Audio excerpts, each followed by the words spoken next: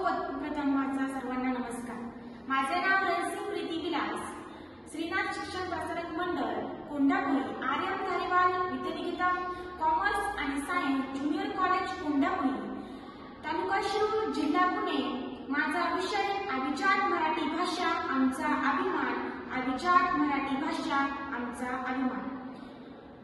कवी कुसुमाग्रज मराठी भाषेची महती सांगताना म्हणतात, माझ्या मराठी मातीचा लावा ललाट असतिया, तिच्या संघाने जागल्या दऱ्या खोऱ्यातील शिया, तिच्या संघाने जागल्या दऱ्या खोऱ्यातील शिया।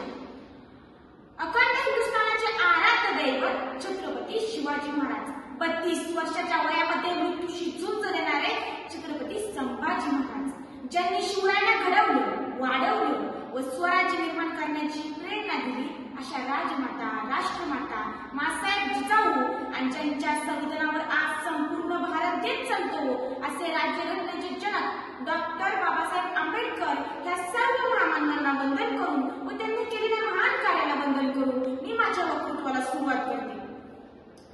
सूर्य जसा चराचराला उजळून टाकतो तसेच माझ्या मराठी भाषेला बिलगणाऱ्या सर्व माणसांना ती उत्तम प्रकारे समाधान देते।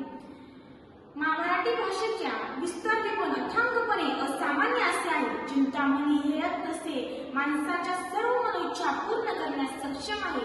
तशीच माझी मराठी भाषा माणसांच्या सर्व मनोइच्छा पूर्ण करण्यास सक्षम आहे। माझ्या मराठीचं बोलं वाचे काय जातं खोलं, माझ्या मराठीचं बोलं वाचे काय जातं खोलं, ओवी मधून पाजरेने अमृताचे ओलं, ओवी मधून पाजरेने अमृताचे ओलं। आम्हा सलावले भाग्य बोलतो मराठी, आम्हा सलावले भाग्य बोलतो मराठी। अभिजात भाषेचा दर्जा म्हणजे नेमकं काय, अभिजात भाषेचा दर्जा म्हणजे नेमकं काय। ज्या भाषेतलं साहित्य श्रेष्ठ दर्जाचं ती भाषा अभिजात। ज्या भाषेतल्या साहित्याला 1 ते 1.5 हजार वर्षांचा इतिहास हवा ती भाषा अभिजात। प्राचीन रूप व आधुनिक रूप याचा गाभा कायम असावा ती भाषा अभिजात। ज्या भाषेतील भाषिक वाङ्मय परंपरेने स्वयंभूपण असावं ती भाषा अभिजात। आपली मराठी भाषा एकूण 52 बोलीपासून नटली आहे, तिची थोरवी वर्णांतितकी थोडीच आहे। मराठी असे आमची मायबोली, माझी मातृभाषा मराठी। मराठी ही रसिकांच्या हृदयसिंहासनावर आरूढ झालेली आहे, तिची थोरवी वर्णांतितकी थोडीच आहे। मराठीच्या समृद्धीची मी एक नम्र पाईक आहे।